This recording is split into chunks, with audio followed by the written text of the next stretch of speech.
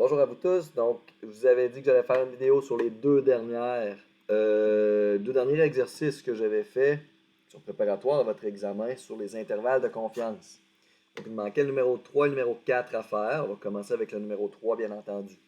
Je vais juste lire l'énoncé. Donc, on a une enquête qui a été menée dans le but d'estimer le temps que les étudiants du cégep consacrent hebdomadairement à un travail payé. On a prélevé un échantillon de 200 étudiants parmi l'ensemble des étudiants collégiaux. On apprend que 80% des étudiants travaillent moins de 20 heures par semaine et la moyenne d'heures de travail par semaine est de 10 heures avec un écart type de 2 heures par semaine. Au numéro A, on veut commencer par estimer la proportion des étudiants du cégep qui travaillent moins de 10 heures et au numéro B, on va estimer le temps moyen. Donc dans ce numéro-là, on a un intervalle de confiance sur une proportion et sur une moyenne en plus. Donc on a les deux ici. Donc, c'est une question qui est d'autant plus intéressante. Donc, on va commencer par le A, bien entendu. On va estimer la proportion des étudiants du cégep qui travaillent moins de 20 heures. Okay, donc, on va avoir besoin de cette proportion-là ponctuelle. Donc, une estimation ponctuelle ici, c'est donné dans l'énoncé tout simplement. On apprend que 80% des étudiants travaillent moins de 20 heures. Donc, on l'a. On n'a même pas besoin d'aller la calculer, cette estimation ponctuelle-là. OK? On a en même temps notre N ici, puisqu'on sait qu'on est allé prélever un échantillon de 200 étudiants. Qu'est-ce qu'on a besoin d'autre? On a besoin de notre alpha ici. On nous donne un niveau de confiance de 98%.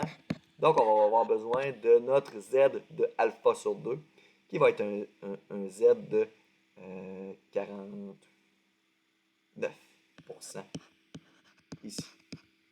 Z de 49%. Si vous allez chercher ça dans votre table de loi normale, ça va vous donner 2,33. Je vais avoir besoin de ma marge d'erreur. Vous pouvez la calculer tout de suite. Moi, je préfère la calculer tout de suite et après ça, la plugger dans ma formule d'intervalle de confiance.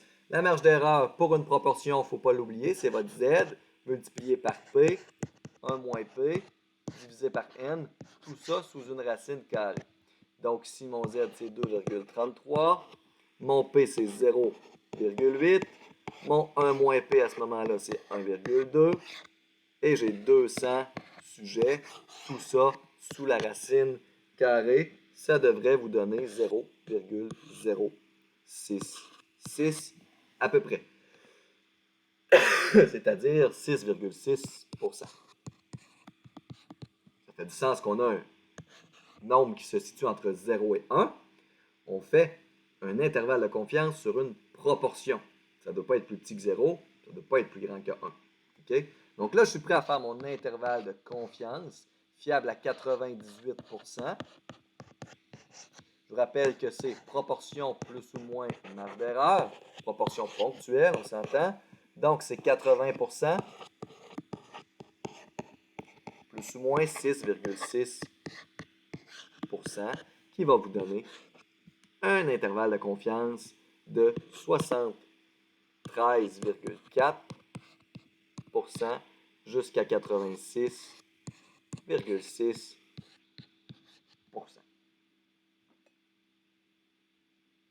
Okay? Et si j'interprète cet intervalle de confiance-là, nous sommes certains à 98% que le temps, que la proportion, excusez, je recommence, j'étais dans mon numéro B déjà, nous sommes certains à 98% que la proportion de tous les cégepiens qui travaillent en dessous de 20 heures par semaine se situe dans l'intervalle 73,4%, 86,6%.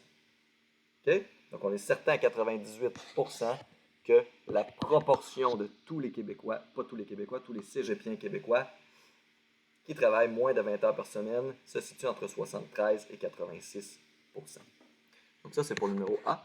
Pour le numéro B, on a estimé le temps moyen que les étudiants de cégep consacrent hebdomadairement en moyenne au travail rémunéré. Donc ici, c'est un intervalle de confiance sur une moyenne. On peut estimer mu. Et tout ce qu'on a, c'est X bar, 10 heures par semaine en moyenne avec un écart type de 2 heures par semaine. Okay, non, mon N n'a pas changé. Mon N, c'est 200. Et mon alpha a changé, par exemple. Je veux un intervalle de confiance fiable à 99%. Ce qui va changer mon Z de alpha sur 2. Ça va me donner Z de 49,5%. Ici, c'est mon 2,575. 2,575. Cette code Z-là. Je peux aller calculer ma marge d'erreur tout de suite.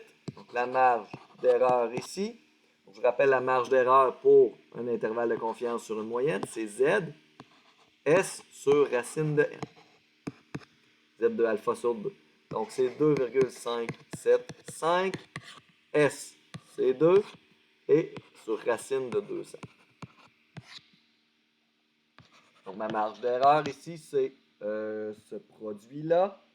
Ça devrait vous donner ici 0,36. Je suis maintenant prêt à faire mon intervalle de confiance qui sera fiable à 99% de certitude. Je vous rappelle que c'est X bar plus ou moins la marge d'erreur. Donc, X bar, c'est 10 heures. Et c'est plus ou moins 0,36 heures.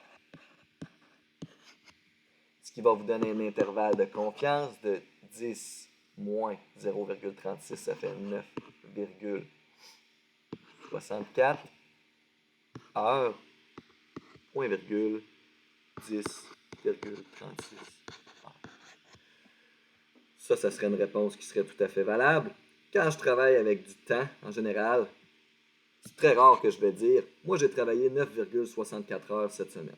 Ce que je vais plutôt dire, je vais parler d'heures et de minutes. Je vous suggère de traduire ça en unité de mesure qui est couramment utilisée. Okay, donc 9 heures et 0,64 heures, ça représente 38 minutes. Donc 9,38. Pas 9,38, 9 heures, 38 minutes. Et 0,36 heures, ça représente 22 minutes. Un tiers d'heure. Donc, ça fait 10 heures et j'ai dit 22 minutes. Un petit peu plus qu'un tiers d'heure, 22 minutes. C'est pas obligatoire, mais c'est plus intéressant à lire. L'information est plus facile lorsqu'on lit ça, on est plus capable de se représenter cet intervalle de temps-là, 9h38 minutes, 10h22 minutes, que 9,64 heures. C'est pas obligatoire, je vous le répète, mais c'est intéressant quand même. Donc voilà pour le numéro 3, on a fait nos deux intervalles de confiance. Ici, on pourrait interpréter au numéro B aussi.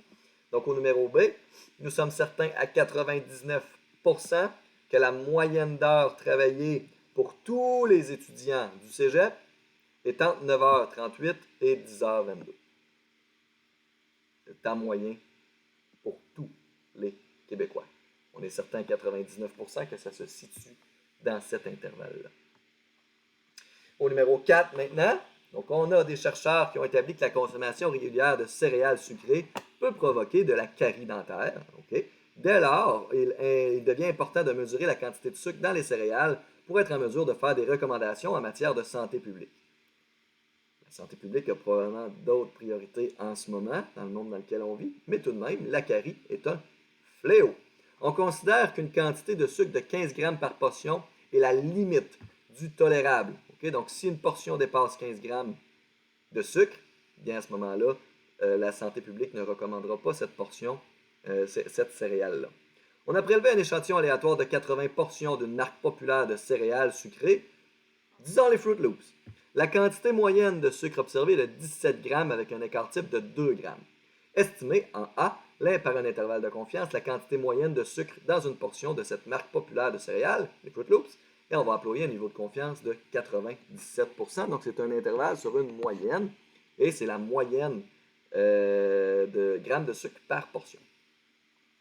J'ai mon X-bar, qui est 17 grammes en moyenne, que j'ai observé dans mon échantillon de taille 80, avec un écart type de 2 grammes. J'ai mon alpha ici qui est 97%, et j'ai donc trouvé mon Z de alpha sur 2, c'est-à-dire Z de c'est 48,5%. Z de 48,5%, c'est 2,17. Je peux donc trouver ma marge d'erreur maintenant. Ma marge d'erreur, c'est Z de alpha sur 2, S sur racine de N. C'est donc 2,17 ici, multiplié par 2 sur racine de 80. Ma marge d'erreur, si vous faites ce calcul-là, ça va vous donner 0,49 grammes de sucre. Et je suis donc prêt à faire mon intervalle de confiance qui est fiable à 97%. C'est X bar plus ou moins ma marge d'erreur. C'est donc 17 grammes de sucre par portion, plus ou moins 0,49 grammes de sucre par portion. Ma borne inférieure, on utilise le moins, on va avoir 16,51 grammes de sucre par portion. Et si j'utilise l'addition, je vais avoir 17,49 grammes de sucre par portion.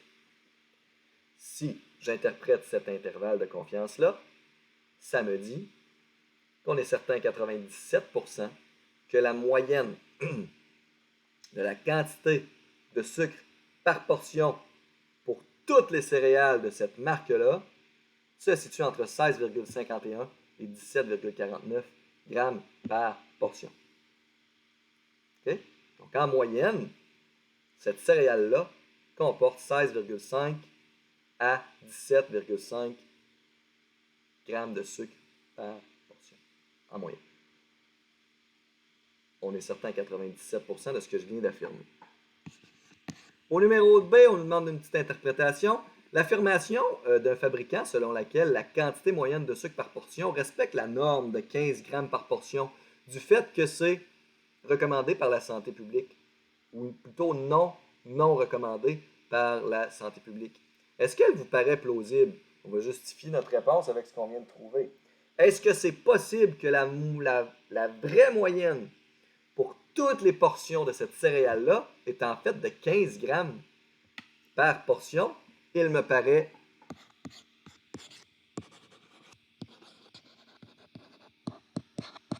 très peu probable.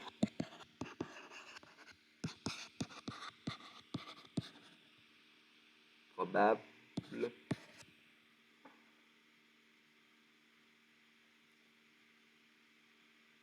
que l'affirmation du fabricant soit vraie.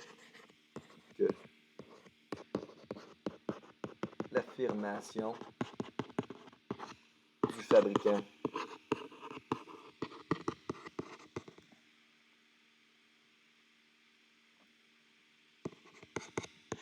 soit plausible, soit vrai.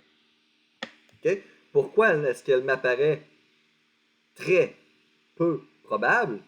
C'est que moi, j'ai trouvé que la moyenne va se situer dans cet intervalle-là avec une certitude de 97%. Ça se peut qu'elle soit en fait égale à 15 grammes par portion. Mais la probabilité que cela arrive avec l'expérience que je viens de faire est plus petite que 3%. Et parce que moi, je suis certain à 97%. Non seulement elle est plus petite que 3%, mais elle est même plus petite que 1,5%. Okay? Parce que je viens de faire, la moyenne pourrait être même au-dessus de ma borne supérieure, c'est-à-dire 17,5 grammes. J'ai de la moitié de chance que mu soit au-dessus, de la moitié de chance qu'elle soit en dessous de mon intervalle. Donc, la moitié de chance à gauche, c'est 1,5%. J'ai à peine 1,5% de chance que les dires du fabricant soient vrais. Donc, moi, je considère que le fabricant nous a menti. Il devrait changer ce qu'il a écrit peut-être sur sa boîte de céréales. Et en passant, c'est un peu vers là qu'on s'en va après votre examen 2. Ce genre d'interprétation-là, ce genre de preuve ou ce genre d'argument statistique-là, plutôt d'arguments basés sur des probabilités, basés sur des statistiques pour affirmer ou infirmer les dires de quelqu'un d'autre, par exemple. Donc, si je pourrais dire, il m'apparaît impossible que le fabricant dise la vérité, par exemple. Alors, on va être dans une espèce de procès après l'examen, procès avec des arguments statistiques qui vont faire en sorte qu'on va affirmer ou infirmer des paramètres ou des proportions ou des moyens. Okay? Donc, bref, Numéro 3, numéro 4, c'est fait. Je considère qu'on en a fait quand même beaucoup. Ça devrait être, si vous avez bien suivi tout ça, ça devrait être assez naturel pour vous à votre examen de la semaine prochaine. Si tout de même il y a des questions, je vous rappelle que je suis disponible par Colnet pour répondre à vos questions. S'il n'y en a pas, on se revoit donc à votre examen lundi prochain. Je vous souhaite une bonne semaine et puis prenez soin de vous autres. Soyez sages. Bye.